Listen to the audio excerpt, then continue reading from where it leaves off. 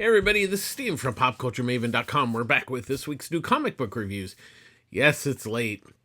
Well, there was a holiday. Hopefully you still have all 10 fingers and 10 toes. Hopefully you all survived. I was going to record this last night, but it sounded like a war zone where I live because fireworks are illegal, but apparently if you buy the mortars, they're not. So it was just too loud and too chaotic to do it. And then I had to work today, so that kind of threw a monkey wrench into that. So here we are. We're getting it done as soon as we can, and we'll just get to it. It's a pretty light week. Not very many books. Some big books this week. But let's get to it. First up, we have Absolute Power #1, written by Mark Waid with artwork by Dan Mora. So this is DC's big summer event. And I know, so the main book is four single issues.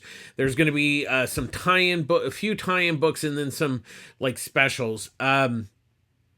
But I think for the most part, hopefully you can just read the four issues and get the gist of it without maybe all the side stories and stuff like that. It's going to say, oh, we'll see this. But my guess is you'll probably be okay just reading the main story. The basic premise is that Amanda Waller, she's always had it out for the metahuman superheroes. And so she's figured out a way to basically take them all out with the help of Failsafe and Brainiac Queen. She first uses AI to create panic in the public of it, where the superheroes look like they're attacking people. It's fake news, and basically what she's done is she's taken control of the airwaves and just pumping all this stuff out. And so with the help of Failsafe and Brainiac Queen, she's figured out a way to take the powers away from the metahumans. So basically it'll be up to Batman to kind of figure things out. Let's be honest. And then it becomes like a police state where Amanda uses her troops to gather the metahumans, the superheroes. And that's the basic premise. I mean, there's other things going on. I don't want to give too much of the plot away, but it's off to an okay start. I mean, fortunately it's not, like this, it's an event, but it's not too big. Let me look here and let's see how many books. There's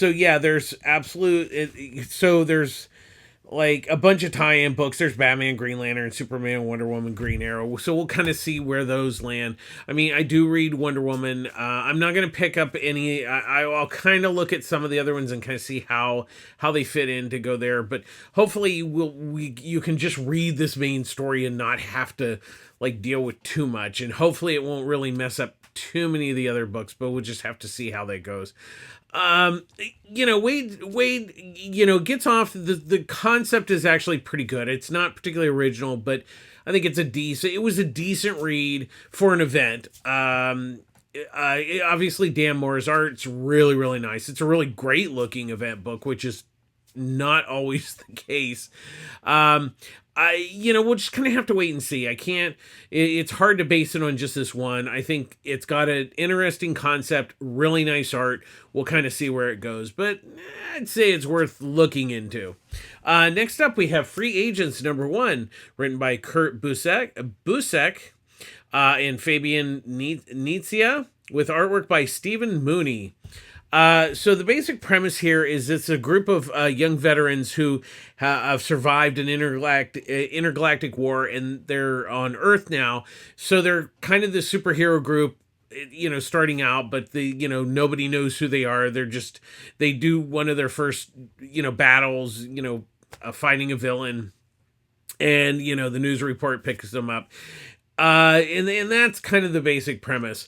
This was a huge disappointment, with the pedigreed of, Stephen Mooney did the artwork. I think I forgot to mention that. So the story is just really, it kind of starts off kind of okay, group, and then it just really falls apart about halfway through, where it just becomes like this weird, incoherent story. The only way I can kind of describe it. It's kind of like a '90s image book gone wrong. It's kind of, I guess, style over substance. I don't even know that there's really much style. I mean, Mooney's artwork's okay, but there's times where it just seems inconsistent. I don't think it's like terrible. I mean, certainly he's a good artist. It's just that it's just really inconsistent. It's like it kind of, I don't know. It kind of feels like a bad '90s book, but it was just like I said, the story was just really was very difficult to read because it just after a while it just didn't make any sense. And I mean, you have a great pedigree of really these three talented comic creators, and this book is sadly just a huge mess. And it's just I don't know where to start. Almost it's just not very good. It's definitely a big pass this week. It was a huge disappointment. I don't know what anybody was thinking on this book, but it's definitely a skip it this week. Next up, we have Beyond the Pale #2, written by Christopher Imgard, with artwork by Thomas Aria. So Hedda Sawyer, she's a reporter. She goes to Vietnam because in this one camp, Firebase TARDIS, a lot of soldiers are going missing, and proportionally more black soldiers are going missing. So she's, kind of going in, trying to figure out what's going on. And so in the first issue, she got to know some of the soldiers, and then there was an attack on the base, and one of the soldiers was going to did tell her something. He told her a word, Miyu. And so in the second issue, she goes out on a patrol with one of them. They go to at the village, and of course, as we all know, a lot of things in Vietnam just was really not pleasant. And the soldiers, they weren't really nice, really that great to the locals. But what she does kind of find out that maybe it's not so much the Vietnamese are taking these men away, but maybe there's like some sort of like monster or something. The kind of reminded me a little bit of Predator, a little bit, in the jungle and everything. That kind of undertone, but we'll kind of see. We don't know really what this Mayu is. But there seems to be like the locals kind of know that there's something out there. So that's kind of the basic premise. I mean, I did really like the first issue, and I think the second issue built nicely. We'll kind of see, and hopefully it just doesn't turn into like a bad Predator ripoff. I have my hopes up because I think Amgard's done a really nice job of building the story and building the characters. I mean, we've gotten to know Hedda really well. And so we'll kind of see where it goes. I mean, I think it's an interesting concept. I do like it. And then Aria's artwork is nice. So it's still worth checking out. I'm been a little pleasantly surprised by this book. Next up, we have Spider-Man Reign 2, #1, written and drawn by Kari Andrews. So I have not read the first one. So I read the, kind of previously on, and it was a little confusing, but it's set in the future. Fisk, Kingpin, has captured Spider-Man and is keeping him, in, like a dream state. So Black Cat comes and rescues him. And we find out that the Fisk has taken over the city, and he's basically, running the electrical grid, and there's poverty, there's all sorts of stuff, and he's trying to convince people to become digital and become part of the new universe sort of thing. And so, like I said, Black Cat rescues him and takes him down to the underground where the Green Goblin has real goblins. And Spider-Man is, he's broken Spider-Man out to save the day, to save the city and everything. That's the basic premise. It was a little on the convoluted side. It's not that it didn't make sense. It just kind of seemed like it meandered around a little bit. I do. I'm off the top of my head. I'm forgetting what Kari Andrew did. He recently did a series that was really quite good. I was very impressed with it. Um, and obviously, so impressed I couldn't remember the name. But he's really like the art's really great, and I think the story is kind of a good idea. It just kind of gets a little muddled and I think the problem is if you haven't read the first one, you're kind of a little bit behind the curve of what's going on here. And it's not like Spider-Man Reign came out real recently. It's been quite a while since that has come out. So it seems kind of odd that at least maybe there was what Marvel would have put about maybe a trade of the first one the same week. That might have made some sense. But like I said, I think there's some good ideas in there. It was just a little kind of messy on this first issue, but like I said, his artwork's really good and everything. It just kind of really just didn't grab me too much. I don't think it was dreadful, but it was kind of like just a little middling because it was just a bit confusing. Like I kind of don't really know what's going on, and I don't know that I care what's going on. So it's not a huge miss. It's just kind of a miss on that one. Next up, we had The Boy Wonder #3, written and drawn by Junie Ba. So what it is that each issue it seems to be that Damon's going to meet up with a previous Robin, and in this one he meets up with Tim Drake, the Red Robin, and they go to this they're undercover in this charity event, very quotes on charity event run by the Penguin, and there's a lot of people there, including Lex Luthor, and we find out obviously the Penguin's charity events are charities for him. And so what it is they're there to infiltrate and, they're trying to find out why the people have gone missing because they've figured out that the people are now here. I don't really say anymore because there's obviously a continuation. There's kind of a big surprise at the end. But I'm really digging this series. I love what Junie Ba is doing. I like how Damian is actually working with each of the previous incarnations of Robin. And it really gives it, like, even though each issue has a different, Robin in it, there's the thread of the storyline that's going through of him trying to find out why these people are getting kidnapped and what is the ultimate purpose of that. Once again, I'm really digging the story, and his artwork is really just amazing. I really love this book a lot. It's very kinetic and everything. It's like bursting with energy, but yet it's kind of like just charming and everything. It really is a really good book. I'm really digging it a lot, and it's still well worth picking up. Next up, we have Space Ghost #3, written by David Pepose, with artwork by Jonathan Lau. So this issue, because Space Ghost has Jan and Jaina and Blip. And so they're trying to, because the RoboCorps was the one that had killed their father, Jan and Jace's father, and so the Widow shows up with a proposition of she's found a way to get in to get the information to take down the RoboCorps. But we find out that she's basically playing both sides of the fence.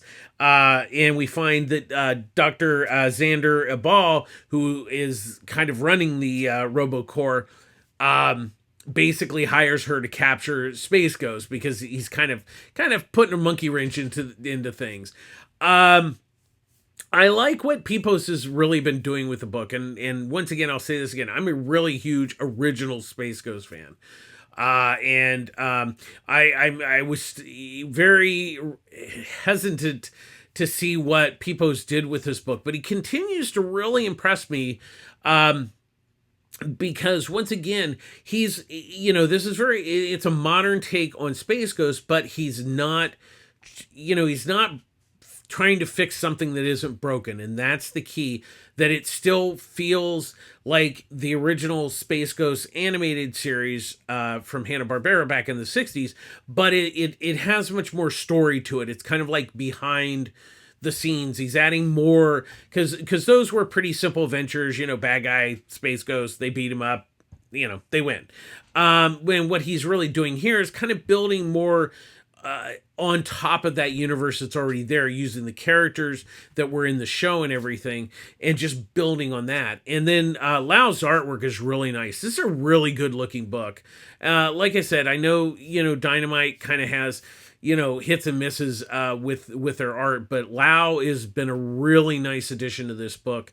It's kind of modern art, but once again, he also really captures what the characters look like from the original series, but in a more modern style. But once again, not trying to change something that doesn't need to be changed. And like I said, this third issue was really good. Once again, building momentum on the story.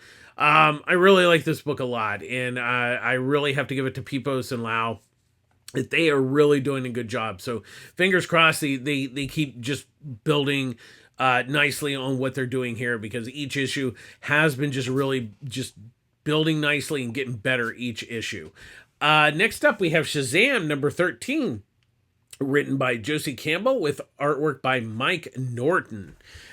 So what it is Billy, after kind of the dimensional break and the Rock of Eternity is now kind of on Earth, and basically the fabric of time has been broken apart.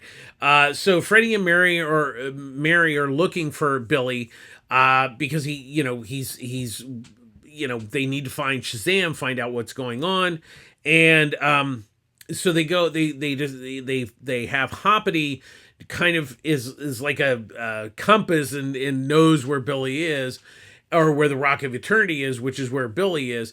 And it's in the subway, and while they're down there, they discover that these kind of demons or monsters have infiltrated the subway. So Freddie and Mary have to, battle them while they're trying to find Billy.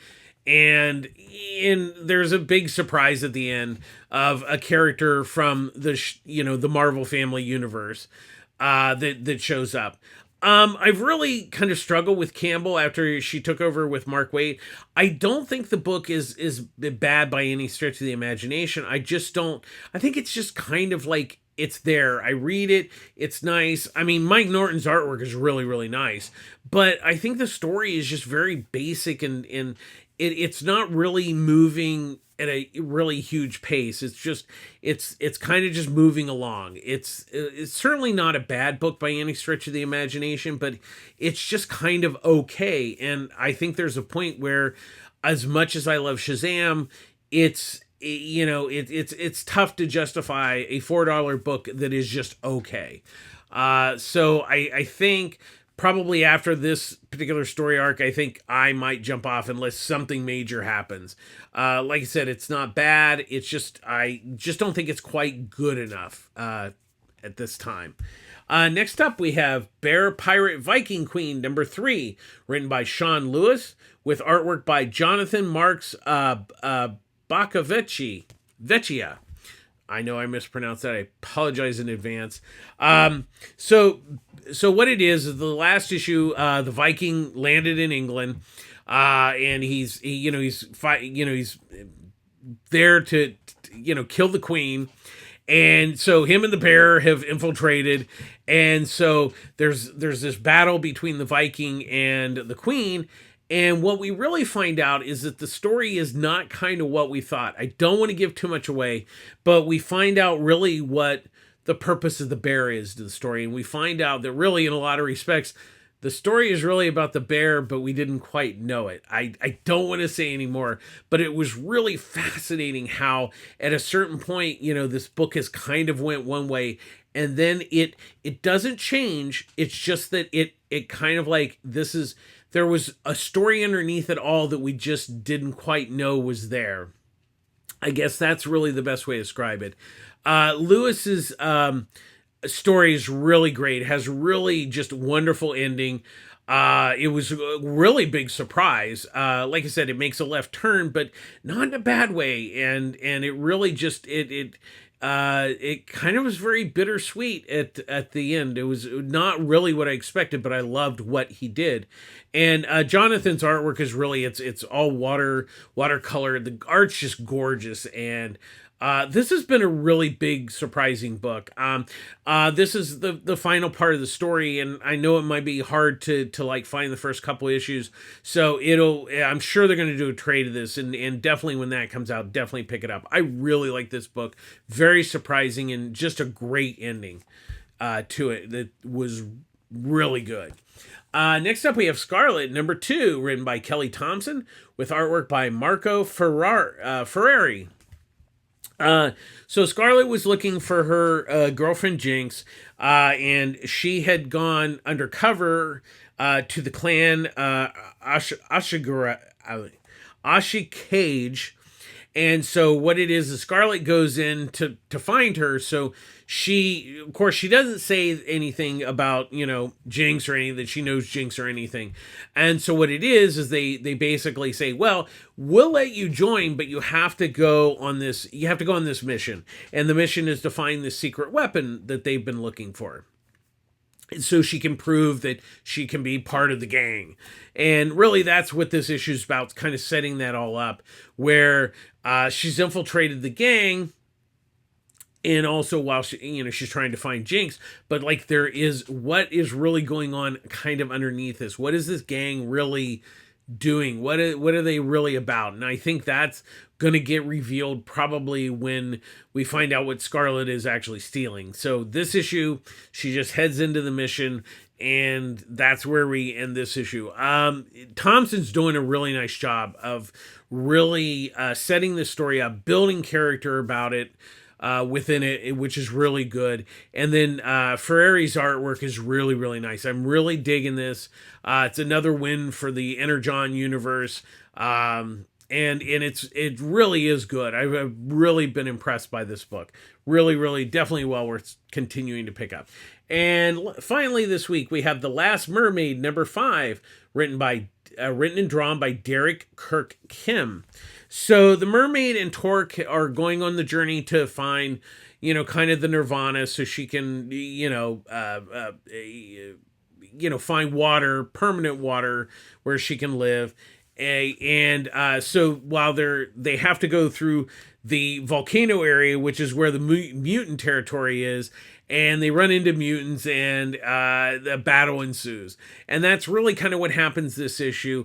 Once again, I really love this book, but just kind of be forewarned, this is going to be a book, this is going to be a story that's really going to work well when you're kind of reading it one shot. But I do really like it enough to definitely continue to pick it up monthly. It's just that you're getting, it's one of those books that, like, it's really good and you really want more, but you have to wait for another month. So that's the only downside to it, is that it leaves you wanting more, which is not necessarily a bad thing, but it's just, you're just getting sometimes a little too small of a bite, I think, is really the best way to put it. But it's still a really good book, and the story is really good. The artwork is absolutely amazing. Kim is just, it's a gorgeous looking book. I mean, it's just, he comes from animation, and it really is just very gorgeous. So definitely still worth picking up, but just, as a note, it might work better when the trade comes out, collecting probably the first story arc. I think the first story arc, 6 issues, don't hold me to that, but I think it is. But that's going to do it this week. Short week, good stuff, some couple misses, but overall not too bad of a week. As always, public service announcement, I get all my comics at Pulp Fiction Comics in Long Beach, California.